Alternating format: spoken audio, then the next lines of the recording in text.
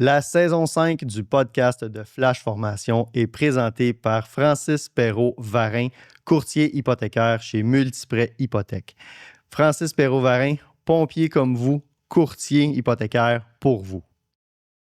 Bonjour tout le monde et bienvenue à un nouvel épisode du podcast de Flash Formation. Simon Brien aujourd'hui avec deux invités pour nous parler de l'implantation des services de premiers répondants. C'est quelque chose évidemment qui au Québec s'en vient de plus en plus présent. Les discussions se font de plus en plus dans différents services incendies et on a voulu aborder ce sujet-là. Et pour aborder ce sujet-là, on est allé chercher deux invités de marque qui vont permettre d'avoir une vision différente sur le service premier répondant du Québec. Tout d'abord, on reçoit M.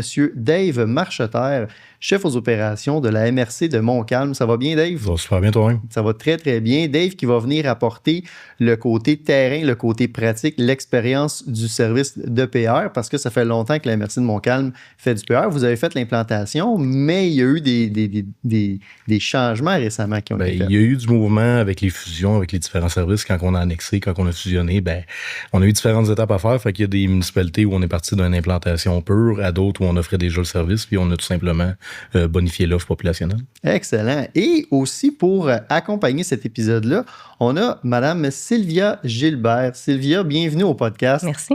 Sylvia qui est copropriétaire de l'entreprise MindCore. On va expliquer un petit peu plus loin parce que je vais la laisser présenter son entreprise. Et également copropriétaire de l'entreprise MediSecure, fournisseur en équipement de premiers soins pour le Québec. Sylvia, parle-nous un peu de ton background d'ingénieur en processus. Comment ça fonctionne? C'est quoi un ingénieur de processus?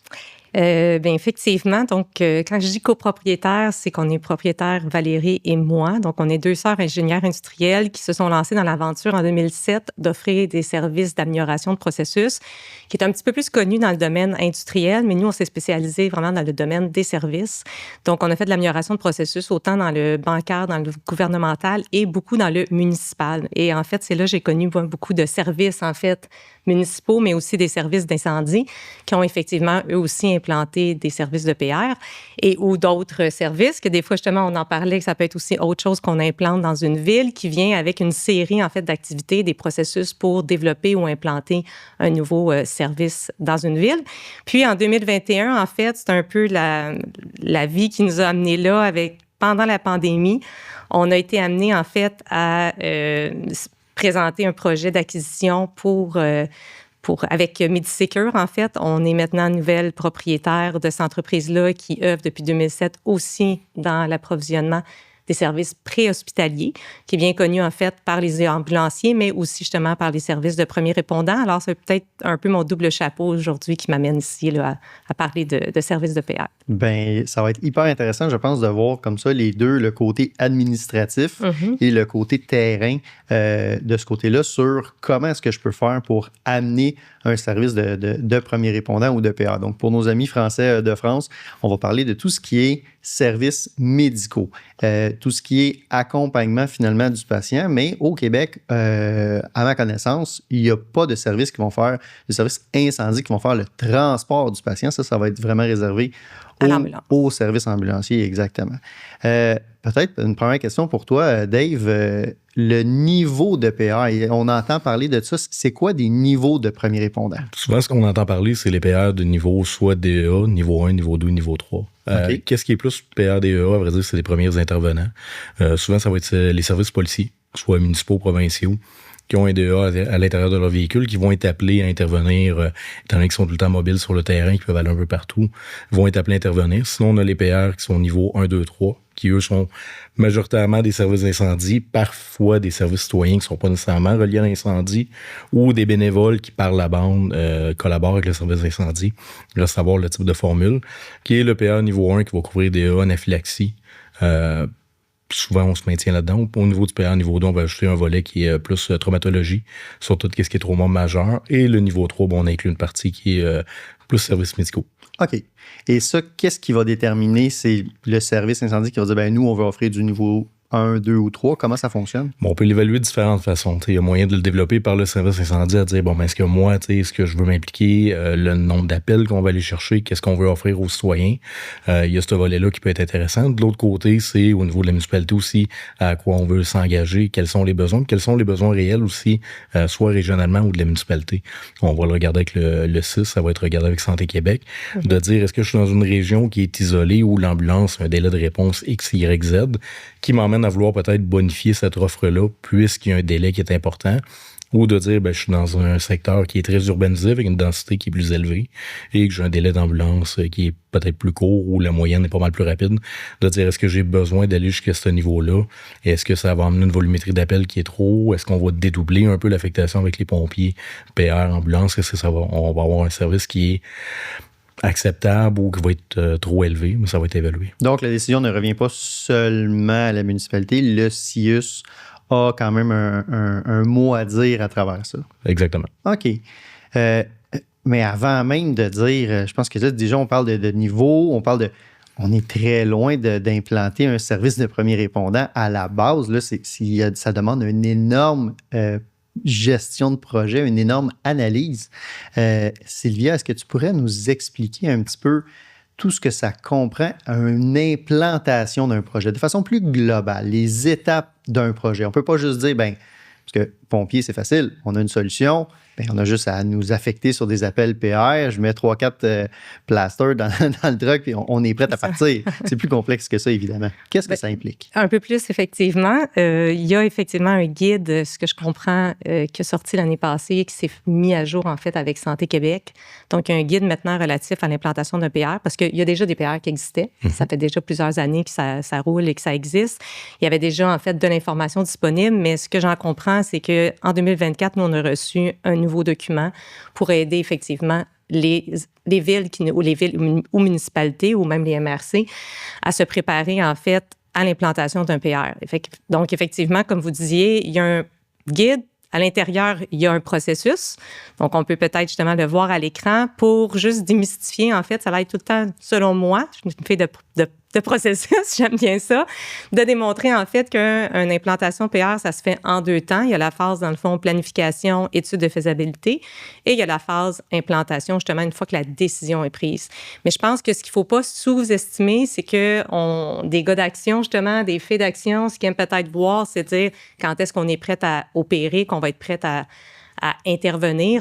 Mais la phase de faisabilité est très importante dû au fait que vous allez devoir aller chercher votre résolution du conseil, vous allez devoir prendre des décisions par la ville avant même, en fait, de déposer votre demande au CIUS, qu'eux vont faire l'analyse à savoir quel niveau de PR vous allez devoir soutenir.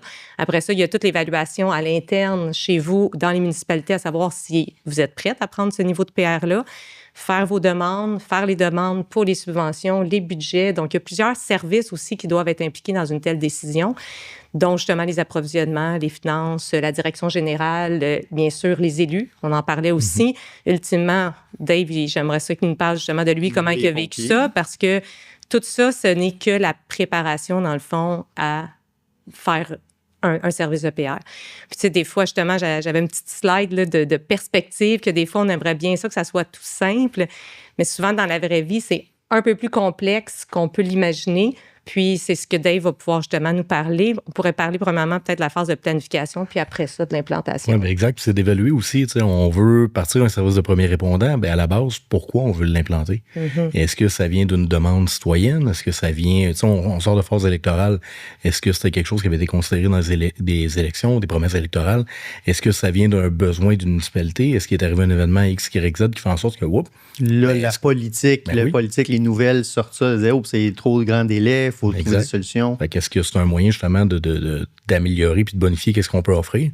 Puis à partir de ça, dire parfait, ça vient du politique, on a déjà une demande, on a déjà quelque chose qui est décidé au niveau politique, qui a un intérêt à y aller. Les devoirs vont être à faire quand même, mais les devoirs vont être différents que de dire OK, parfait, moi, comme service d'incendie, je veux implanter du PR.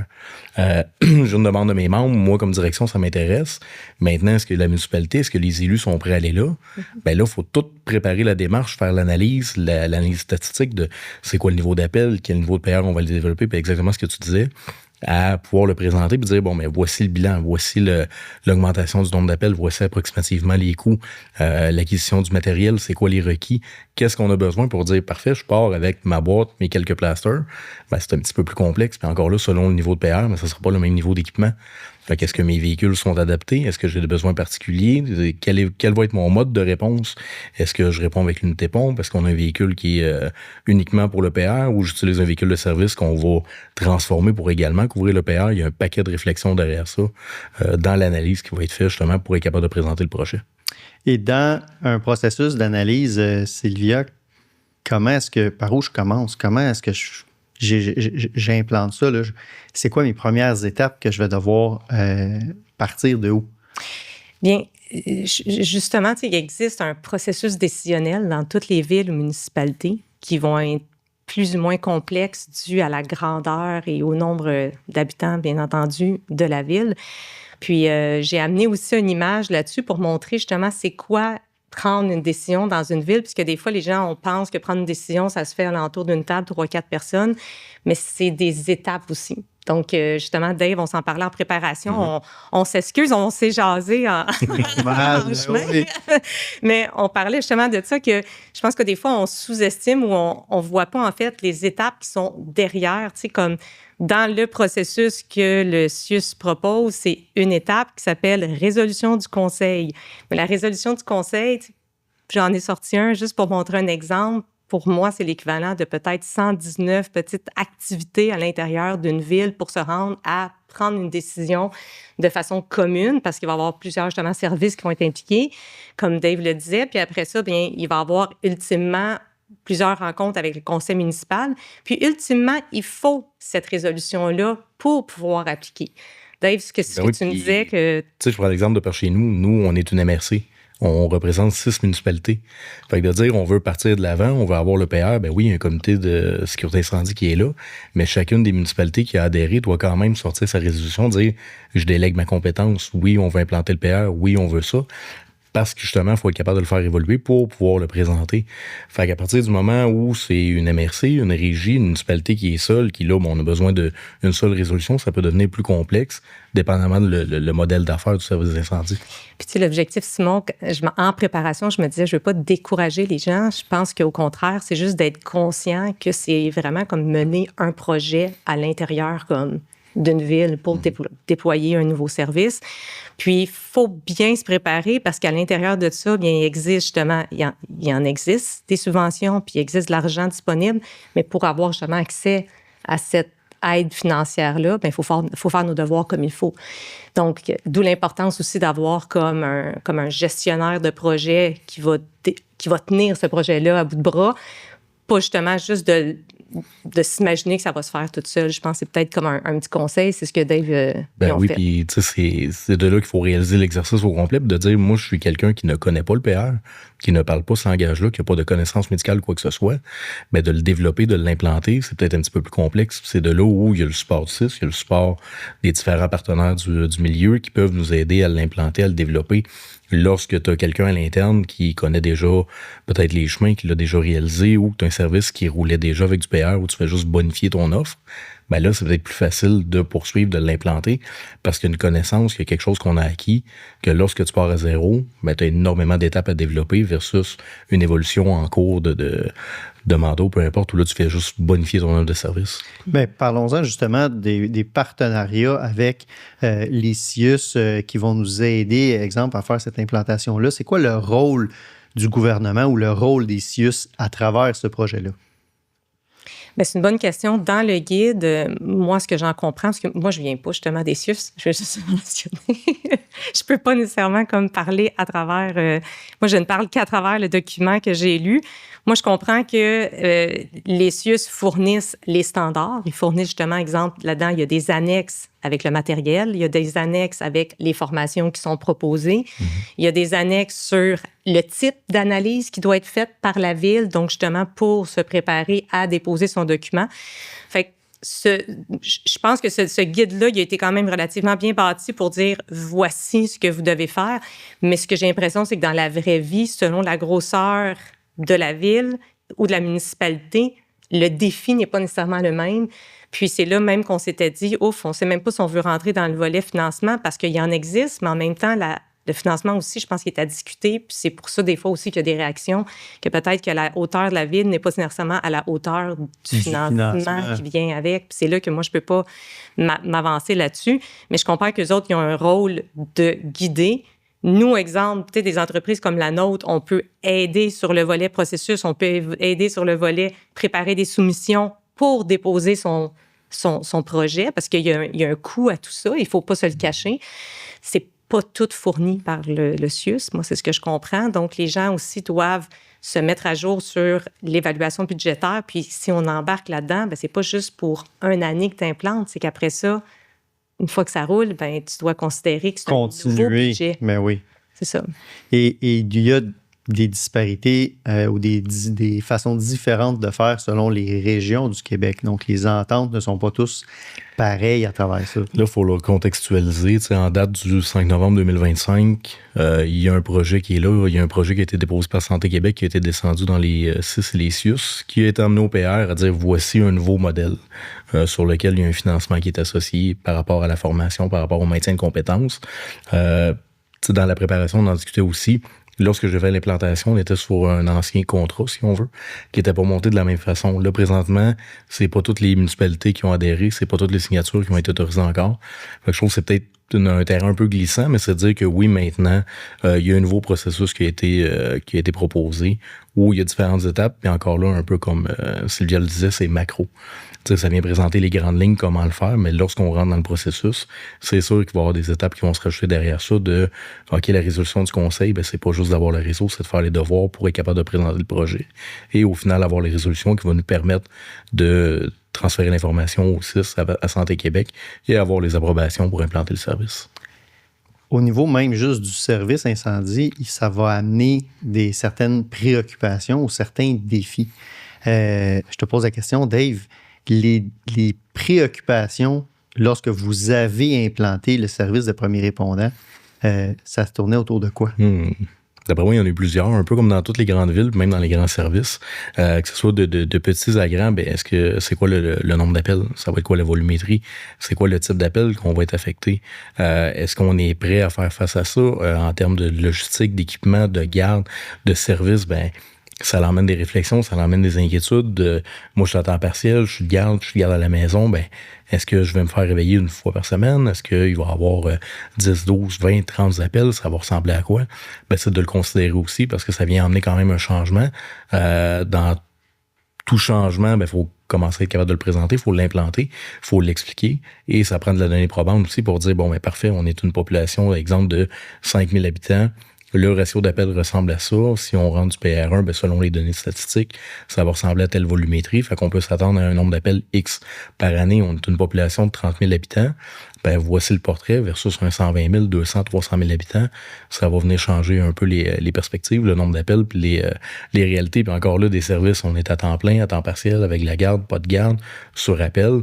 Ben tout ça vient changer aussi dans l'offre qu'on va offrir aux gens. Puis c'est quoi le modèle qu'on a pour maintenir nos activités au sein du SSI? L'adhésion du personnel va être un enjeu majeur à travers ça. Mm-hmm. Ça fait partie du processus d'implantation, Sylvia? Bien, absolument. Bien, à la base, dès qu'il y a un nouveau projet, justement, un nouveau service, ça vient avec une gestion de changement aussi. Puis, j'aime beaucoup aussi, Dave, tantôt, on se parlait que la plus grande question qu'il faut se demander, il l'a dit en début du podcast, c'est pourquoi on fait ça?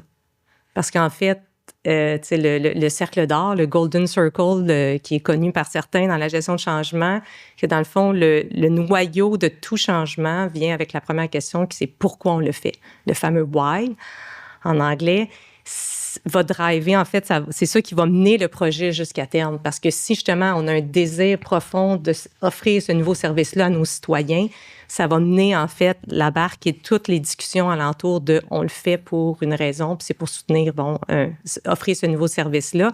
Si on est dérouté par toute la politique, puis les influences, puis tout ça, ça se peut que ça soit lourd et plus compliqué parce que, Dave le disait tantôt, c'est un nouveau service, donc il y a plein de nouveaux processus qui doivent être mis en place, mais après ça, qui doivent être soutenus.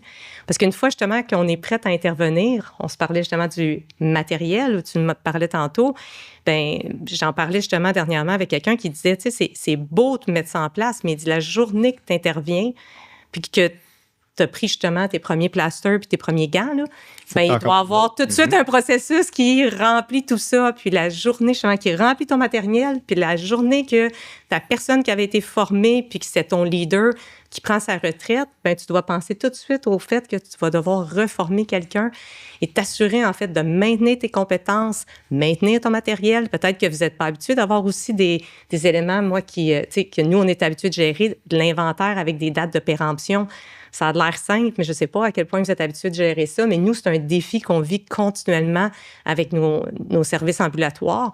Mais vous allez avoir les mêmes défis de votre côté aussi. C'est que ce matériel-là a une date.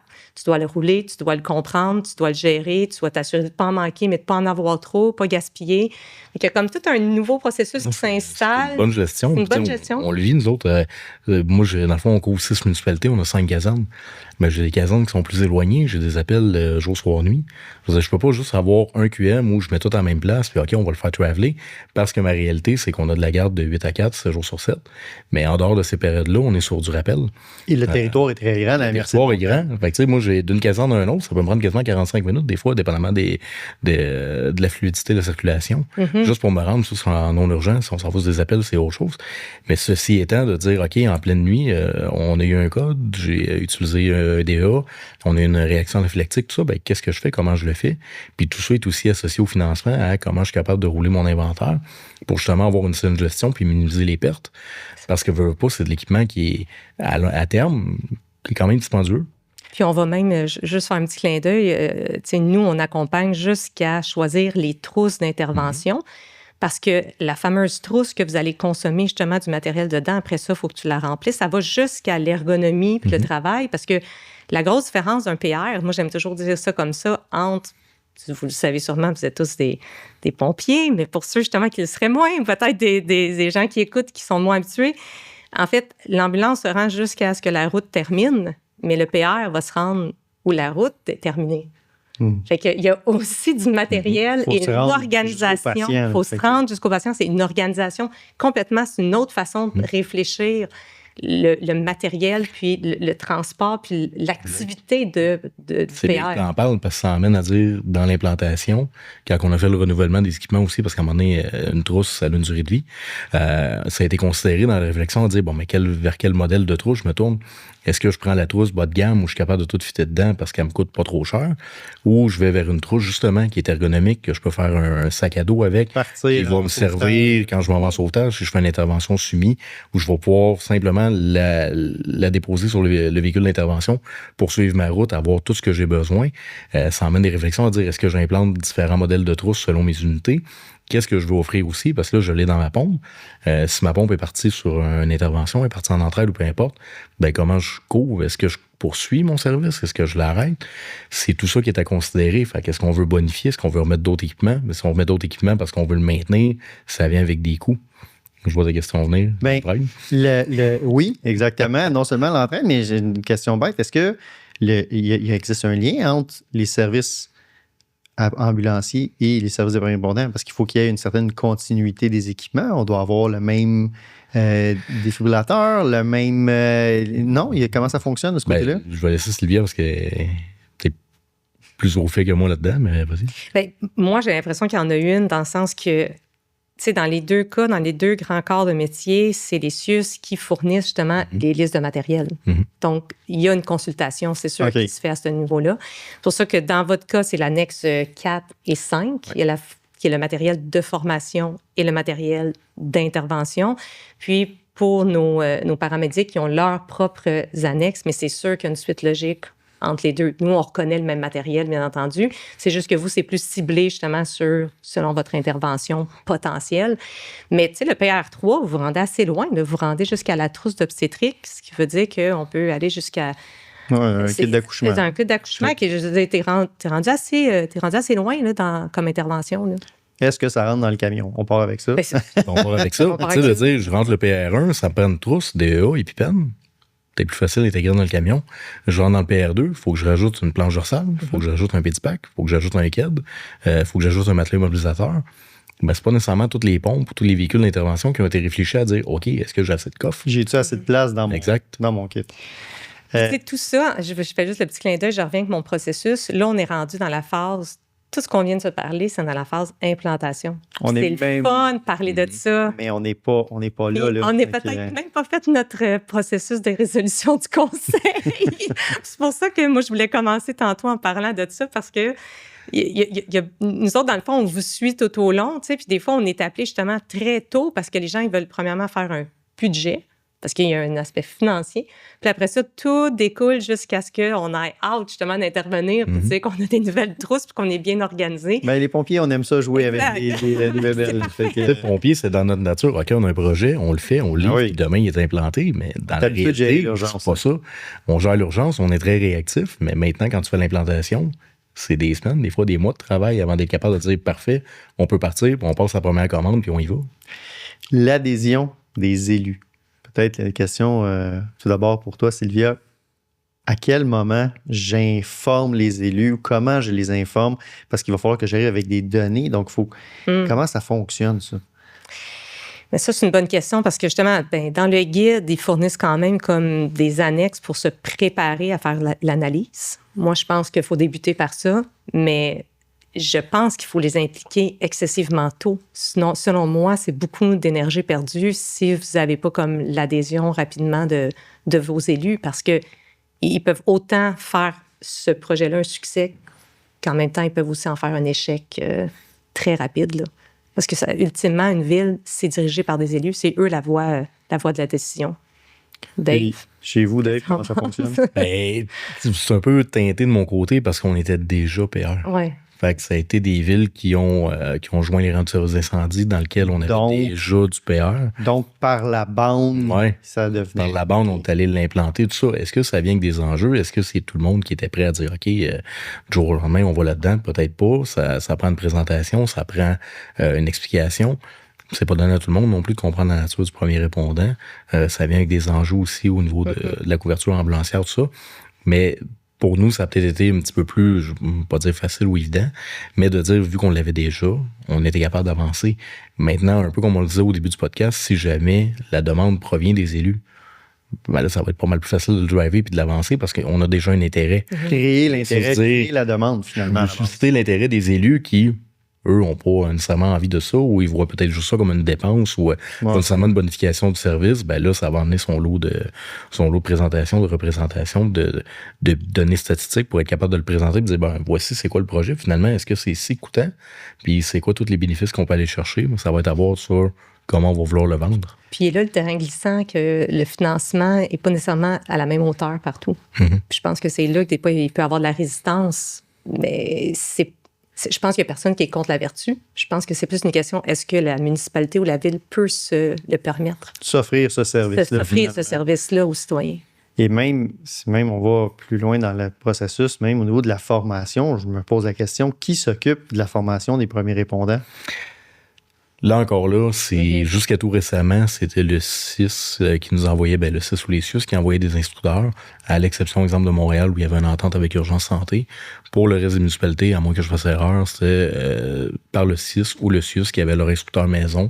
On pouvait avoir des instructeurs, assistants instructeurs, en caserne, qui pouvaient donner un coup de main.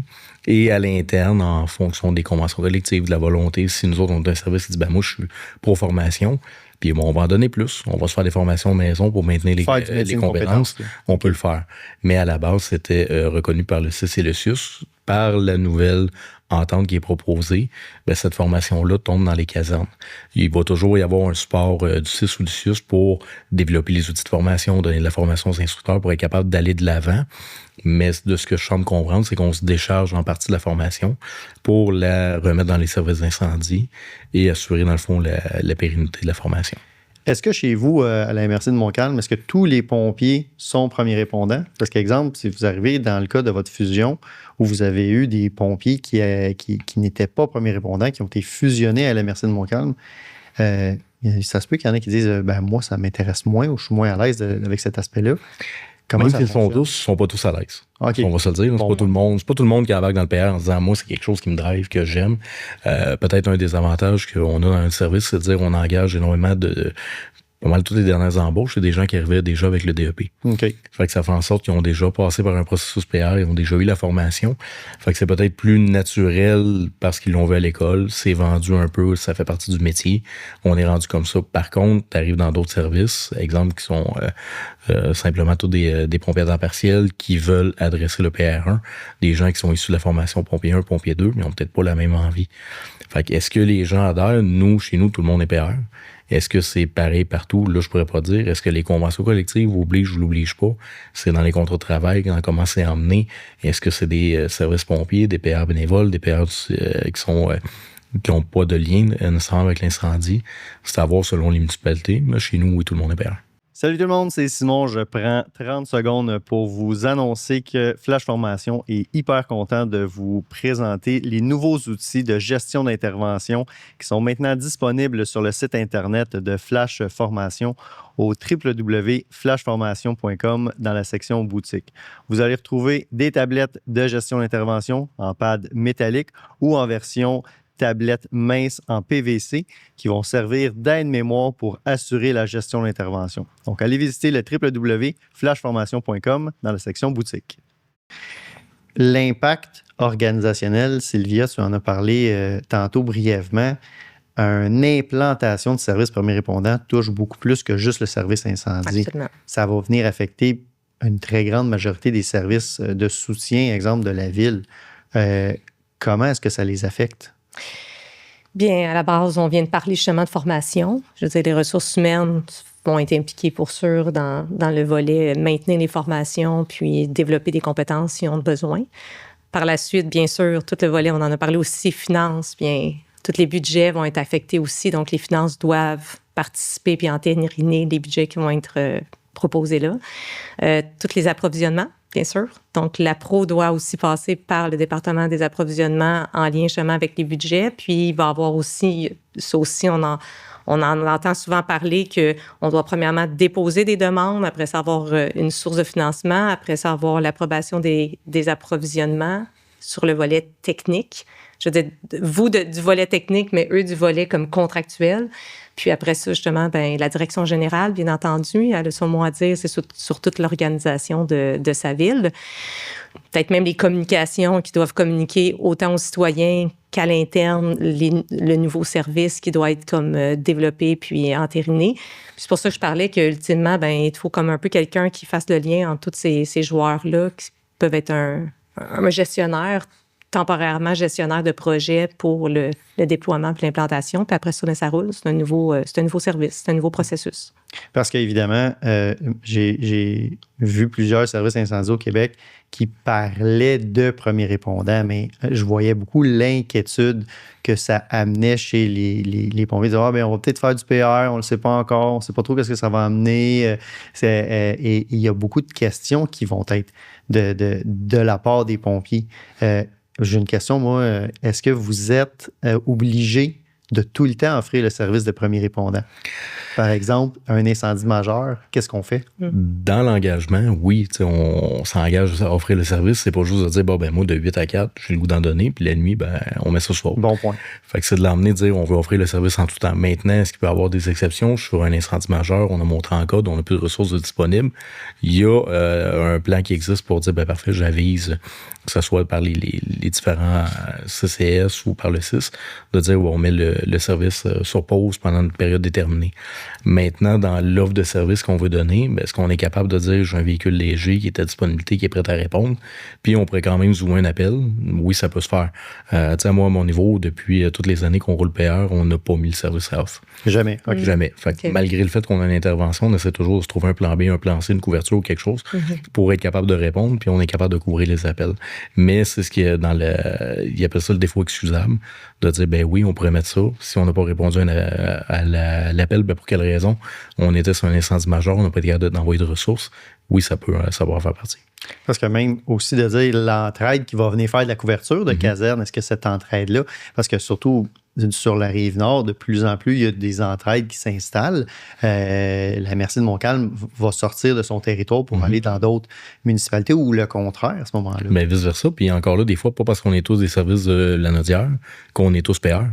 Moi, j'ai de l'entraide qui vient chez nous qui n'est pas payeur, qui peut venir en couverture de caserne, qui va pouvoir répondre, couvrir tout ce qui est mon incendie, mais ne pourra pas répondre aux affectations payeurs.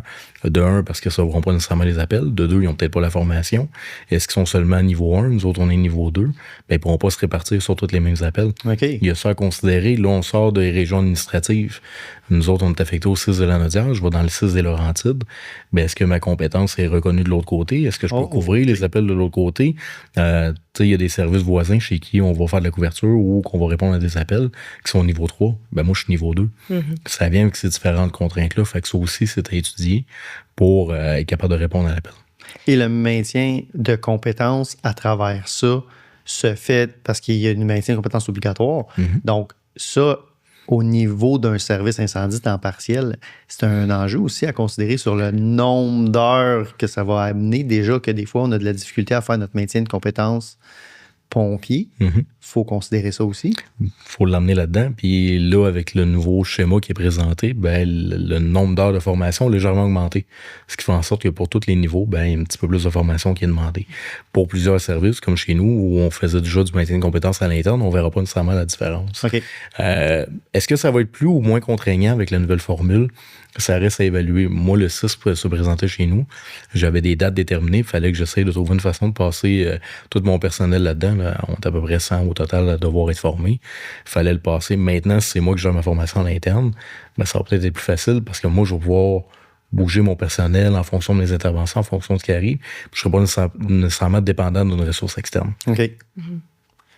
Célia, quand on parle de gestion du changement, à ce moment-ci, dans l'implantation, quels sont les outils qui vont nous aider à mettre en place ce changement-là organisationnel? Moi, j'ai le goût de vous dire de prendre un pas de recul, justement, pour planifier cette transformation-là comme un projet.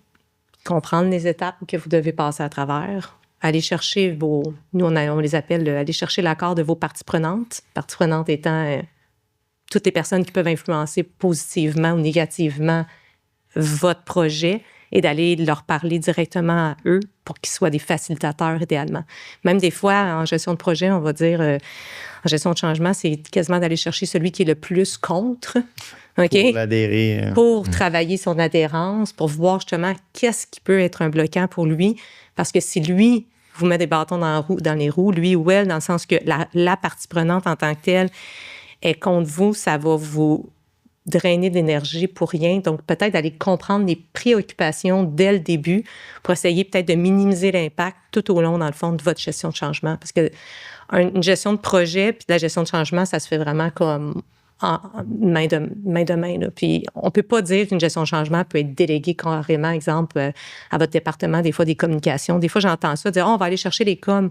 Mais c'est correct d'aller chercher les coms pour vous aider, exemple, à communiquer. Par conséquent, votre propre gestion de changement, ça peut être à l'interne de votre service, là, qui peut avoir de la résistance, vous l'avez nommé tantôt. Ça peut être peut-être même les pompiers qui disent « Ouf, j'ai-tu vraiment le goût de me partir là-dedans? Moi, j'avais étudié pour être pompier, j'ai pas étudié pour être ambulancier. » On le vit. Puis vous le vivez. Puis même tantôt, tu m'as demandé les services qui sont impliqués ou impactés, mais même, on n'a pas parlé de services de police. Ça dépend aussi de la ville. Il y a des villes, il y a des plus petites municipalités qui sont couvertes par la Sûreté du Québec, mais les villes qui ont des polices, je sais aussi qu'il va y avoir une collaboration justement sur les services. Fait que est-ce qu'il faut coordonner aussi avec d'autres services qui offrent une forme de première réponse? Donc, moi, je trouve qu'il y a vraiment comme... Moi, souvent, quand on parle de processus, qu'on dit aux gens, tu sais, des processus complexes, comme je vous ai montré tantôt, c'est pour vous montrer de prendre un pas de recul, regarder les étapes qui s'en viennent, en être conscient, se faire un plan de match, aller chercher vos parties prenantes, parler, préparer votre terrain, puis pour que cette décision-là se prenne le plus aisément possible, on laisse faire, puis qu'après ça, qu'on puisse tomber dans la partie le fun, justement, implantation, déploiement, puis former. Mais il faut avoir vos parties prenantes de votre côté. Et si vous êtes rendu à former, puis que vous avez de la résistance dans votre groupe, c'est parce que le terrain n'a pas été préparé et vous allez, je m'excuse, mais vous allez souffrir votre vie, là. Ça ne sera pas nécessairement comme plaisant. Je veux dire, faut préparer le terrain bien à l'avance pour que quand on soit rendu à dire on déploie, c'est un projet qui est le fun, puis on s'embarque là-dedans avec... Parce que le département des communications va toujours avoir des arguments va toujours pouvoir nous aider à diffuser les arguments. Oui. Mais les arguments doivent venir du service incendie parce que c'est les préoccupations, de répondre à ces préoccupations-là vont être importantes. On parle justement de processus et de premiers répondants. Et aujourd'hui, en 2025, on ne peut pas parler de premiers répondants sans parler d'exposition et de santé psychologique. Et d'ailleurs, la MRC de Montcalm, vous avez été un participant à une super belle série d'articles que j'invite les gens à aller visiter la presse, donc lapresse.com, une série de 3 articles sur la réalité des pompiers et des services de premiers répondants. J'ai envie de vous demander, Dave, qu'est-ce que vous avez mis, vous, en place à la MRC de Montcalm pour la santé psychologique? Que ce soit pompier ou PR, on va être confronté. En intervention incendie, on va le vivre, on va avoir des appels où justement il va y avoir des enjeux, que ce soit au niveau physique ou psychologique. Au même titre qu'au niveau du PR, est-ce que ça va être 100% des appels? La réponse est non. Est-ce que sur un cumul d'appels, est-ce qu'il y a des appels qui vont être plus difficiles, qui vont venir justement directement nous toucher? Ça, c'est oui. Nous, on le part déjà à la base, à l'intégration, à la formation. De dire, voici des natures d'appels que vous pouvez être exposés. Qu'est-ce que ça va venir jouer au niveau de la santé psychologique, de la préparation? Toi, comme individu, comment tu vas le vivre? Un peu comme c'était dit dans les articles, on entre des PR ou des jeunes pompiers qui ont 19, 20 ans, qui n'ont probablement pas été exposés à des grands drames dans leur vie, à quelques exceptions près, ce qui va amener justement des réactions qui sont peut-être plus importantes. Fait qu'on les prépare à la base juste à l'intégration dans la formation. On a des documents qu'on vient compléter après chacune des interventions qui pourraient être jugées à potentiel traumatique. On garde ça, on se fait une base de données. On a le PAE qui est en place, on fait des suivis. Suivant des appels qui sont plus difficiles, on prend le temps de faire un touch. Des fois, on fait venir des intervenants directement en caserne. C'est relatif à la nature d'intervention. On veut pas nécessairement forcer un post-mortem ou quoi que ce soit, parce que c'est pas tout le temps la solution. Par contre, on s'assure que les ressources soient disponibles. On s'assure d'être capable de référer vers le PAE, vers les autres ressources, et on se fait des suivis, nous, à l'interne, aux 24, 48, 72 heures, selon la nature, s'assurer que la personne va bien. Puis si on détecte quelque chose, on le prend en charge, puis en catimini ou par la bande, on va poser des actions pour s'assurer qu'ils soient encadrés. Tout ça doit être fait avant, évidemment, parce que c'est pas la journée où il va arriver quelque chose, un événement traumatisant, parce que c'est pas mal, malheureusement, une très grande possibilité qu'un événement traumatisant survienne. Mais c'est important que ce soit mis en place en amont de l'implantation du service. C'est là que la prévention primaire est importante. Oui. C'est là où, justement, tu vas aller développer différents outils. Tu vas avoir la prévention secondaire pour ceux qui veulent bien en faire selon avec quoi ils sont à l'aise. Malheureusement, dans notre milieu, souvent, on est obligé de traiter en tertiaire. Il est arrivé un événement, on doit poser l'action, c'est là qu'on le fait. Fait que tout ce qui est en amont est hyper important, puis plus on le bonifie, plus on se donne un coup de main. Reste que des situations tertiaires, lorsqu'il va arriver un événement, on s'en sauvera pas nécessairement. Moi, j'ai le goût de dire d'un point de vue processus, j'ai pas le choix de le dire, c'est qu'un service, il y a une certaine architecture de processus qui vient avec. Ce que j'entends par là, je ne veux pas rentrer dans des termes trop techniques, mais chaque gros sujet qu'on a parlé, en fait, c'est un processus en soi. Fait qu'il faut presque que tu le prépares à l'avance de dire quels sont les nouveaux processus que je dois mettre en place ou peut-être des processus qui étaient défaillants parce que, comme vous disiez, peut-être que ça existait déjà. Puis comment qu'on doit les prioriser pour les revoir, les organiser, s'assurer qu'ils sont existants, qu'ils sont documentés, qu'ils sont connus.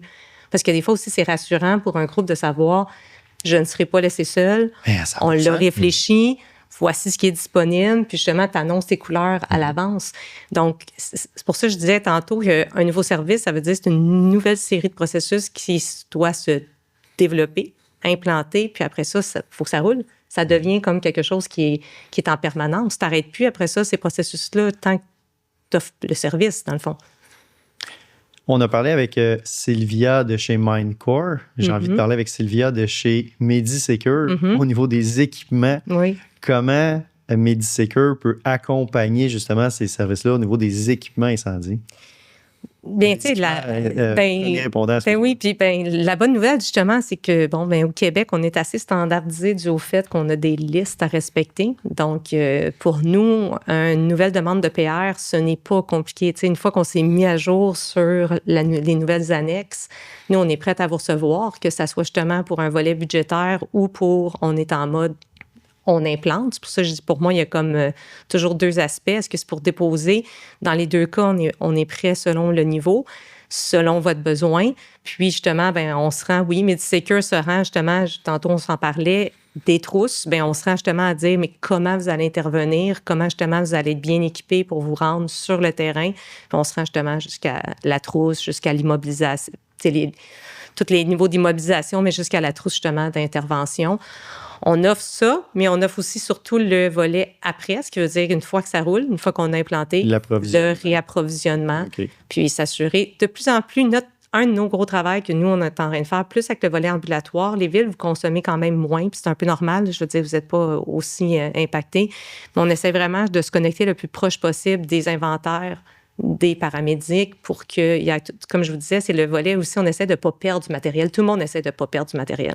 Oui, parce que le coût est assez Parce que le coût est élevé, donc c'est d'avoir toujours comme un minimum stock, dans le fond, tout en respectant nos max, parce que ce que vous ne voulez pas non plus, c'est vous bourrer vos casernes de matériel, puis qu'après ça, justement, ce matériel-là devienne désuet. Ben oui. Je trouve que c'est le petit côté, justement, efficacité que nous, on développe. Nous, ce qu'on veut faire comme partenariat, souvent avec les gens, c'est d'avoir du standard le plus possible, puis que le replenishment, en anglais, excusez-moi, le remplissage se fasse le plus proche possible de votre besoin en petites batches. Puis MediSecure, on est connu justement pour le livrer rapidement, mais avec des petites quantités, parce que c'est pas de vous bourrer...